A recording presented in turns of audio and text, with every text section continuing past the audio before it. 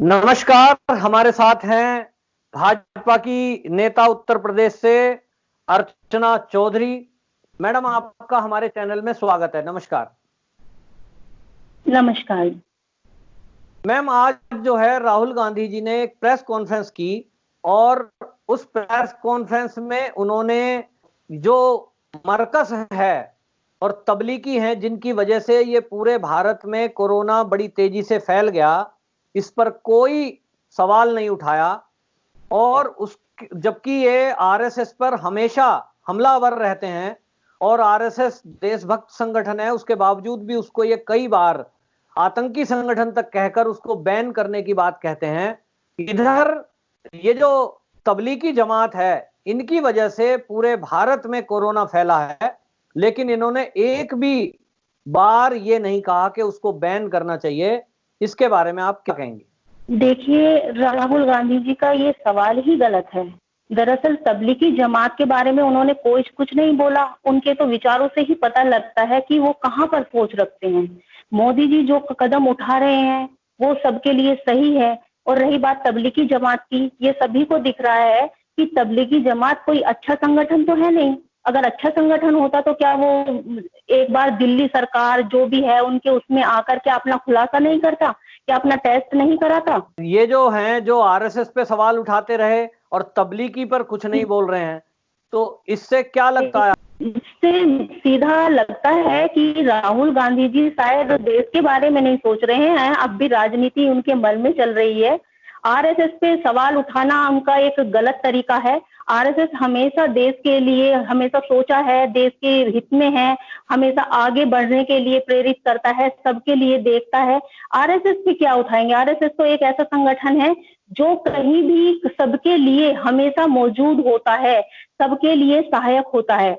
और रही बात तबलीगी जमात पे, तबलीगी जमात वालों ने क्या किया है? तबलीगी जमात वालों ने ये बीमारी फैलाई है। अगर वो देश हित में चाहते तो क्या ये बीमारी फैलती?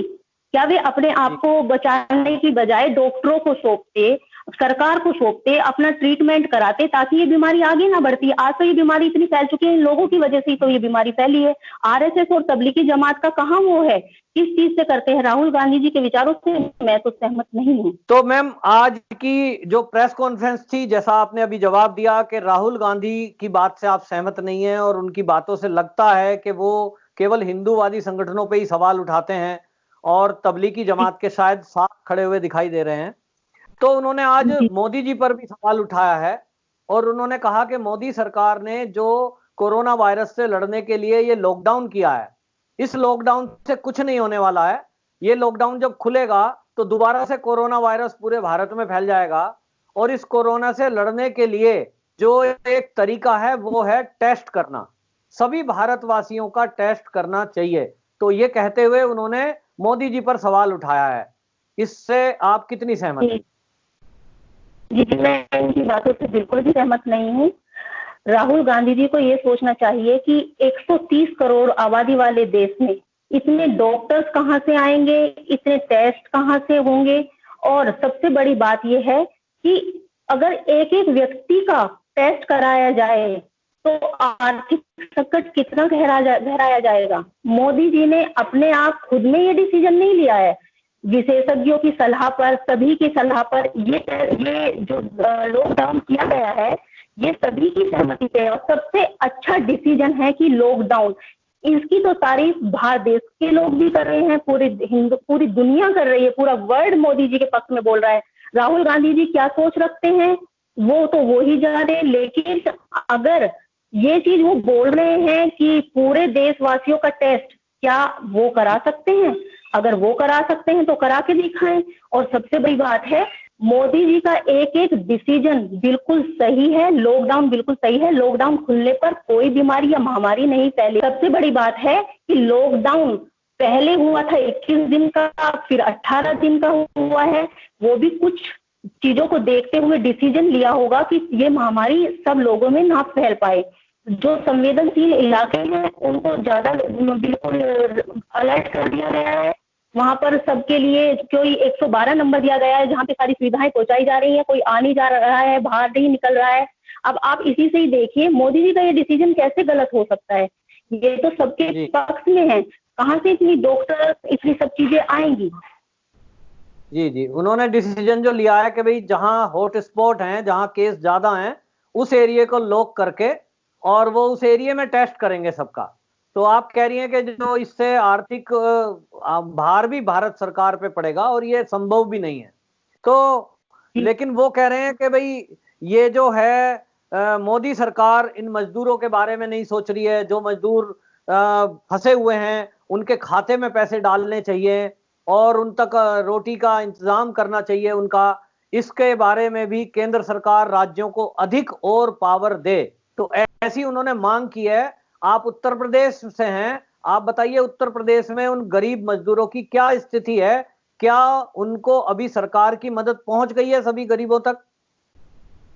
जी देखिए, जहां तक मैं आपको बताती हूँ, हमारे उत्तर प्रदेश में मजदूरों को, चाहे वो वो क्या होता है, रेड़े वाले हों, ई रिक्शा वाले हों, रिक्शा वाले हों, या कुछ भी, छोटे से छोटे उसको आर्थिक सहायता पहुंचाई जा रही है। ऐसा नहीं है कि उनको आर्थिक सहायता नहीं पहुंचाई जा रही है। जो लोग काम कर सकते हैं वो काम भी कर रहे हैं, क्योंकि कोई पास दिया गया है, जैसे सब्जी बेचना, ये सब सब चीजें कर रहे हैं और मजदूरों तक उनको उनकी सुविधाएं पहुंचाई जा रही हैं। ऐसा नहीं है कि मजदूर भूखे मर रहे हैं। यहाँ पे सबको सुविधाएं हैं और सबको सबके हित के लिए देखा जा रहा है। उनके अकाउंट में पैसे भी डाले गए हैं। उनकी जो मानसिक है 1,000 रुपए, ये सब काफी लोगों के उसमें आ चुके हैं। मैंने अपने पहले उसमें भी बताया था आपको कि काफी सुविधाएं योगी सरकार ने मजदूरों को दी हैं, सभी लोगों को दी हैं। महिला, मजदूर, किसान, सभी के हित में देखते हुए उन्होंने ये कदम उठाया है।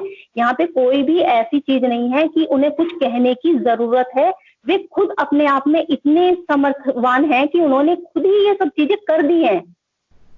तो आप कह रहे हो कि मजदूरों के खाते में वो पैसे डालने को जो आज राहुल गांधी कह रहे थे, वो पहले से ही यूपी में सबके खाते में आ चुके हैं?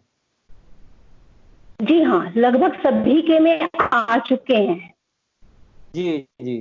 तो आप बताइए सरकार के स्तर पर आप अपने यहाँ आसपास क्या देख रही हैं कि गरीबों तक भोजन पहुंचाने की या राशन पहुंचाने की जो व्यवस्था है, जो सबसे बड़ी एक चुनौती है कि बिना राशन कार्ड वालों तक भी पहुंचाना, तो इसके लिए उत्तर प्रदेश सरकार के साथ क्या संगठन मिलकर भी कुछ ऐसा कर रहा है? क्या क्या योजनाएं आप लागू कर रही हैं गरीबों तक सुविधा पहुंचाने के लिए, अन्न पहुंचाने के लिए, जरा बताइए, क्योंकि उत्तर प्रदेश की तरफ पूरा देश देख रहा है इस समय। जी देखिए, उत्तर प्रदेश की तरफ पूरा देश देख रहा है। वो ये भी देख रहा होगा कि जो हमारे माननीय मुख्यमंत्री जी हैं, उन्होंने सबके खाने का प्रबंध किया हुआ है। सबके लिए ये जो खाद्यान्न सामग्री है, खाने का सामान है, पैकिंग में भिजवाया जा रहा है। यहाँ तक कि हमारे जो पुलिसकर्मी भाई भी हैं, वो भी सहायता कर रहे हैं, खाना बना रहे हैं, भिजवा रहे हैं सबको। मतलब कोई ऐसा नहीं है कि कोई भूखा है। अगर किसी को देखा भी जा रहा है, उसको वहां पे खाना खिलाया जा रहा है। हमारे यहाँ पे कोई ऐसी चीज नहीं है कि कोई भूखा मर रहा है, ऐसा नहीं है। सबको सब चीजें दी जा रही हैं, सुविधाएं दी जा रही हैं। अगर किसी की तरफ से कुछ चीज आती है तो उसको वो सुविधा दी जा रही है। जी, मतलब आप कह रहे हैं पुलिस बल को इस काम में लगाया गया है कि वो लोगों तक, घर तक राशन और भोजन पहुंचा रहे हाँ हैं। जी, जी हाँ, वो भी पहुंचा रहे हैं, वो बहुत सहायता कर रहे हैं। हमारे यहाँ के, मैं मुजफ्फरनगर से बिलोंग करती हूँ, हमारे मुजफ्फरनगर के डीएम, एसडीएम जो हैं, वो पूर्णतः मतलब जनता का पूरा सहयोग कर रहे हैं, उनकी देखरेख कर रहे हैं। अच्छा, तो इसमें पुलिस के अलावा इसका मतलब आप कह रहे हैं कि प्रशासन भी लगा हुआ है, जो डीएम है वो खुद, वो क्या भोजन भी बनवाते हैं खुद ही? जी देखो, सब सुविधाएं दे रहे हैं तो आई थिंक कि वो खुद ही बनवा रहे हैं। उन्होंने खुद ही डिसीजन लिया हुआ है। सब लोग, ये जो फोटो भी वायरल हो रहे हैं, सब देख रहे हैं सब चीजें। तो मेरे ख्याल से तो सारी चीजें, सारी सुविधाएं उन सभी लोगों को दी जा रही है। हमारी तरफ कोई भी ऐसा नहीं है कि कोई भूखा है या किसी को दवाई की जरूरत है, उसे दवाइयां नहीं मिल रही है, ट्रीटमेंट नहीं मिल रहा है। हर सुविधा हमारे यहाँ दी जा रही है। ठीक मैम, तो फिर भी आप देखिए योगी सरकार इतनी मदद लोगों की कर रही है कि उनको दवाइयां भी, भोजन भी और राशन भी पहुंचा रही है। उसके बावजूद भी उत्तर प्रदेश में देखने को मिलता है कि जब स्वास्थ्य कर्मी, डॉक्टर्स जांच करने के लिए जाते हैं मुरादाबाद में, वहां उनके ऊपर हमला कर दिया जाता है। लोग जांच कराने को तैयार नहीं है। आखिर ये क्यों हो रहा है? ऐसा कौन लोग हैं इनके पीछे जो ये इस तरह का हमला करवाते हैं? देखिए, इस चीज में मैं यही कहूंगी, या तो ये तबलीगी जमात से जुड़े हुए लोग हैं, या ये मानसिकता से ग्रसित हैं, जो अपने आप की हानि को नहीं सोच रहे हैं कि ये चीज, ये बीमारी ऐसी है कि कोई तुम्हें बचाएगा नहीं, तुम्हें खुद बचना पड़ेगा। और रही बात संपत्ति की, योगी जी ने एक NSA जो लागू किया है, चाहे उसमें गाड़ियों का नुकसान है या किसी भी संपत्ति का नुकसान है, बहुत टेढ़ा, मतलब बहुत ही स्ट्रिक्ट डिसीजन लिया है। जो कोई नुकसान करेगा वो उस तोड़फोड़ की जो भी वसूली होगी वो उससे वसूली जाएगी। जी जी जी। तो इसका मतलब आप कह रहे हैं योगी सरकार ने सख्त कानून बनाए कि अगर कोई अपराध करता है और पुलिस पार्टी पे, डॉक्टर पे हमला करेगा, उनके खिलाफ सख्त से सख्त कार्रवाई योगी सरकार कर रही है। हाँ जी, बिल्कुल। ठीक। इसका मतलब आप जो है ये कहना चाह रही हैं सरकार अपराधियों के साथ सख्त है और जरूरतमंद गरीब वर्गों के लिए वो हर तरह से मदद के लिए भी तैयार है। जी हाँ, हर तरीके से मदद के लिए तैयार है, मदद कर रही है, दिन रात एक कर दिया है। यहाँ पे उत्तर प्रदेश सरकार ने, यहाँ पे एक छोटे से छोटे, आम से आम व्यक्ति एक दूसरे के साथ खड़ा हुआ है, लेकिन ये कुछ लोगों की मेंटेलिटी है जिसको हम चाह कर भी नहीं सुधार पा रहे हैं, जो ये नहीं सोच रहे हैं कि ये हानि आप दूसरों के नहीं, अपने आप को पहुंचा रहे हो। पहले आप खुद बचोगे, जब तुम दूसरों को बचाओगे। अगर तुम दूसरों का नुकसान करने के लिए चल रहे हो, वो दूसरों को नहीं, पहले अपने आप को हार्मफुल मतलब पहुंचा रहे हो, अपने आप को हानि पहुंचा रहे हो। पहले अपने आप को तो बचा लो, तुम दूसरों को जब करोगे ना। अब इन लोगों की क्या मेंटेलिटी है वो ये लोग ही जाने, पता नहीं वो संपत्ति को नुकसान पहुंचाना चाहते हैं, देश को नुकसान पहुंचाना चाहते हैं, क्या चाहते हैं। जी जी। इसके पीछे आप क्या समझते हैं कि मतलब तबलीगी वालों का हाथ है? जो तबलीगी समाज है ये धर्म के नाम पर प्रचार में निकलता है, लेकिन शायद ये लोगों की मानसिकता को बदल रहा है, लोगों को इस देश के विरोध में खड़ा करने का काम कर रहा है। जी बिल्कुल। अगर देश के मतलब इस संकट के समय में वो साथ नहीं दे रहा है, तो नेचुरल सी बात है वो इसके खिलाफ ही खड़ा है। और ये सब जो चीजें चल रही हैं, जो अपने आप को इलाज ना करा के छुपवाते फिर रहे हैं, तो ये क्या चीजें हैं? दूसरों पे थूकना, दूसरों के सामने ये चीजें करना, मार पिटाई, ये सब भाग जाना, तो ये सब चीजें क्या है? यही तो है कि ये बीमारी को फैलाना चाहते हैं और उसको, देश को और संकट में डालना चाहते हैं। ये नहीं कि देश के साथ खड़े हों, सहायता करें। ऐसी बात नहीं है कि इन लोगों के पास दिमाग नहीं है, पैसा नहीं है, या ये सहायता नहीं कर सकते, लेकिन नहीं, इनकी मानसिकता है कि जो संकट है उसमें ये और संकट पैदा कर दें। अगर तबलीगी जमात नहीं होता तो आप ही सोचिए कब का हमारा भारत तो कोरोना मुक्त हो जाता। और जो ये राहुल जी कह रहे हैं ना कि इसका टेस्ट, वो भी जरूरत नहीं पड़ती। धन्यवाद आपका, आपने हमारी सभी प्रश्नों का उत्तर दिया। अगली बार फिर मिलेंगे नए मुद्दे के साथ। नमस्कार।